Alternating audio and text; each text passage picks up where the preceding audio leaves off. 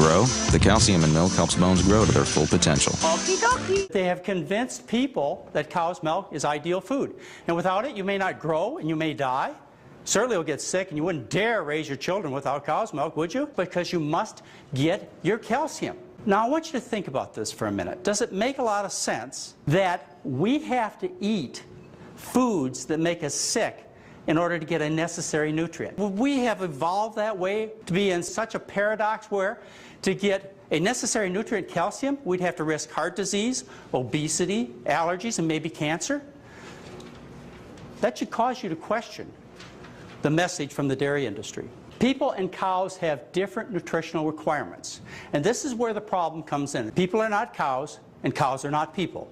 No other animal drinks the milk of another species of animal. And it ought to cause you to pause when you think about the fact that you are dependent for good health and strong bones upon the milk of another species of animal. If you take a look at the nutritional makeup of the milks of animals, you see they vary greatly, particularly in the protein content of these milks.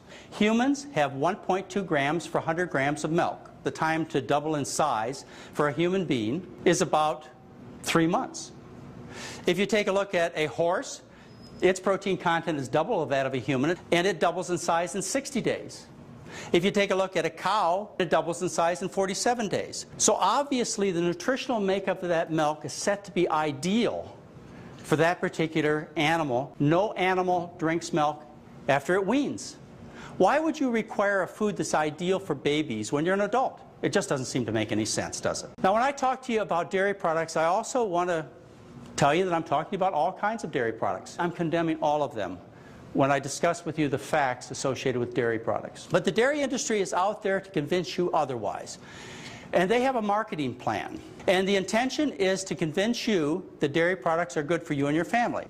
A major component involves conducting and communicating results showing the healthfulness of dairy products. They are telling you that their purpose is to design and carry out nutrition research that promotes dairy products. And they have $165 million to do that. They also have a statement there, some of this money is going to be spent on issues and crisis management. I'm here to tell you, I am crisis management. Let's take a look at the calcium recommendations worldwide. The World Health Organization recommends about 400 to 500 milligrams of calcium a day. Why do they recommend 400 to 500 milligrams of calcium a day? They look around the world and see that there are populations of millions of people who do not drink milk, do not take calcium supplements, who have normal adult skeletons, and their diet consists of 400 to 500 milligrams of calcium a day. And then we have organizations that are heavily influenced by the money of the food industry. They recommend somewhere between 1,000 and 1,500 milligrams of calcium a day. Now, when you see these kinds of figures that I've shown you, what you must ask yourself is, why the variation? Can't anybody get it right? Well, the reason there's such a variation is because there's a difference between intention on giving you these particular recommendations. One has to do with really meeting your needs, and the other has to do with selling you products. The dairy industry has a primary campaign out there to teach you that the way to have strong bones is to drink milk. And the intention, of course, is to sell you dairy products. Researchers paid for it by the dairy industry recognize the fact that protein has a detrimental effect on calcium balance and the bones. Every consumer should know this. The study results, published in the American Journal of Clinical Nutrition 1985 by Ricker and Haney, this is what they said. The protein content of the milk supplement may have a negative effect on calcium balance, possibly through an increase in kidney losses of calcium or through a direct effect on bone resorption. Let me explain to you how you get osteoporosis.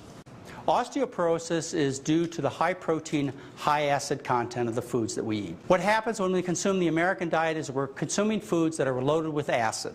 The foods that are acid in the diet are cheeses, eggs, meat, fish, shellfish, poultry products, very high acid content. Animal products have a high content of sulfur-containing amino acids, and those sulfur-containing amino acids break down to sulfuric acid, which essentially results in a large acid load that is taken into the body 3, 4, and more times a day. Your alkaline material that you get in your diet comes from fruits and vegetables. Your body is slightly alkaline.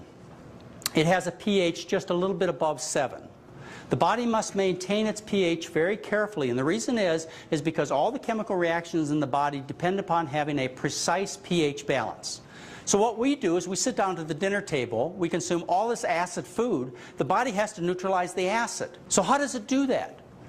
Well, the primary buffering system of the body is the bones. And so the bones dissolve, it releases bicarbonates and other alkaline material, and this alkaline material goes to buffer the acids. When you eat this high animal protein, high acid diet, what happens next is all this bone material goes to the kidneys, and it's lost through the kidneys into the toilet. Now sometimes this bone material, it solidifies in the kidney system and it causes little rock-hard bones that are known as kidney stones.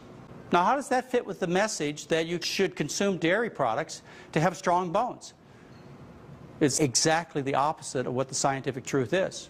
It's not a lack of calcium that's the problem. The problem really is a problem of too much protein, of too much animal protein. Well, the dairy industry has $165 million to do research of their own and to counteract this kind of information. But it really surprised me to hear that their new approach was that the problem was too little protein, believe it or not. And so they have put a lot of money into proving that protein is really good for the bones and not bad for the bones. How do you show that protein is actually good for bones as opposed to bad for bones? In dairy is a growth hormone called insulin-like growth factor 1, and it's a powerful growth stimulant. You feed higher protein diets, then we make more insulin-like growth factor 1, which promotes the growth of the bones. So they're getting their theory all intact. Everything seems to be working out well there. So finally the dairy industry is vindicated. They have explained the mechanism as to how eating dairy products cause you to have stronger bones. Now, of course, it's very important that you neutralize the acid first, either by taking antacids or by eating a lot of fruits and vegetables for this to have any overall effect. So what counter do I possibly have to this? And that is that insulin-like growth factor 1 is a growth stimulant. And one of the things that grows is cancer. In fact, one of the strongest promoters of cancer that researchers are studying these days is insulin-like growth factor 1. They found it to promote breast cancer, prostate cancer, lung cancer, colon cancer, and this is one of the mechanisms that has been looked at in terms of why men who consume more dairy products have much more prostate cancer. You see, what happens is insulin-like growth factor 1 stimulates growth. It causes cells to proliferate. It may be true on one hand that they have found a way to stimulate bone growth, but you need the whole story. The latest effort, and this is even more surprising, the latest effort of the dairy industry is to try and teach you that consuming dairy products is the best way to lose weight. There's a man I'd like to introduce you to. His name is Greg Miller. Greg Miller is the Senior Vice President of Nutrition Research of the National Dairy Council. He works for the Dairy Management Incorporated, which is the organization that is involved in marketing all of these dairy products, spending the $166 million a year to promote dairy products and nutrition research. He's a PhD in nutrition. Now, Dr. Greg Miller, he says some interesting things. One of the things that Dr. Miller says, independent research confirming dairy's role in weight reduction is mounting. He tells us this helps to position dairy foods as part of the solution to America's growing obesity epidemic. And he tells us informing the public about dairy's role in the fight against obesity will help increase consumption of milk, cheese, yogurt, among other dairy products. Really, this is the bottom line. What is the purpose of cow's milk? The purpose of cow's milk is to grow a cow from 60 pounds to 600 pounds. How all of a sudden did cow's milk become the new anti-obesity drug? The miracle weight loss product of the 21st century. I just cannot understand it. How could you take such a leap in understanding and common sense? Well, if you've got $166 million, you can do anything, I guess. One of the employees of the dairy industry, Susan Barr, PhD, dietitian, what she says in her concluding statement: the data available from randomized trials of dairy products or calcium supplementation provide little support for an effect in reducing body weight or fatness. Here's one of the studies, sponsored by the International Dairy Foods Association. 204 healthy men and women increased skim and 1% milk by 3 cups a day for 12 weeks. And what happened is they gained 1.32 pounds. Now, they didn't feed them cheese and ice cream and whole milk and the other products that are advertised to you directly as a consumer to consume because that's your new solution for weight loss. No, they fed them skim milk. or low-fat milk, and they gained weight. And yet you see advertisements that show exactly the opposite. The dairy industry has teamed up with the National Medical Association to write articles about the role of dairy in helping reduce the risk of heart disease, hypertension, and other serious health issues. Can you believe this? I mean, you always thought eating all those high-fat, high-cholesterol dairy products would give you a heart attack. But now the dairy industry is telling you that's not the case. Nobody trains for second place. You should know what's in our bodies. Winners are built with chocolate milk, the official recovery beverage of USA Swimming. Nutrients to refuel, natural protein to rebuild, backed by science. The dairy industry knows they are lying.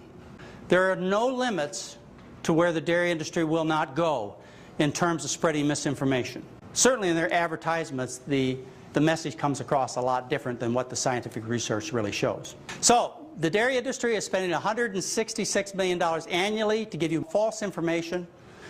They're telling you things that the scientific research does not support. They're telling you that dairy products are proper for human nutrition. You know that cannot be true. You are not a cow. Your children are not calves. You should not be consuming cow's milk. It is a serious health hazard. They tell you it's necessary to have calcium, and it's an effective weight loss program. I guess they're just trying to see how far they can go, to see if there's really any limits where consumers will stand up, and maybe even a government agency will stand up and say, you can't do this anymore. I don't think they've reached the limits. I don't know what they'll say next.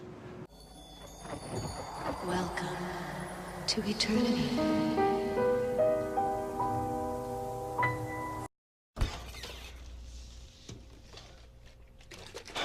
We're out of milk. Are you kidding me?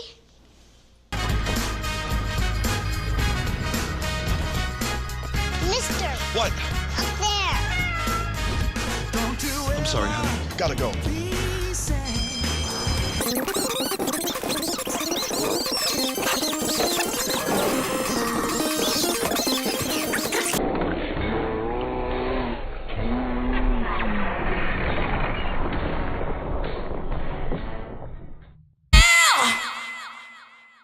Now let me see your milkshake.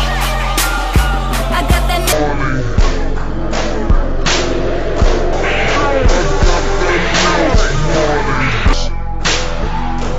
Where am I? I'll take idealist over idealist. I'm a realist, trying to change what real is. Feel this realness that leaves my lips. Desperate to send this message that's ever pressing. It's depressing that we see so few expressing anything when this is affecting everything.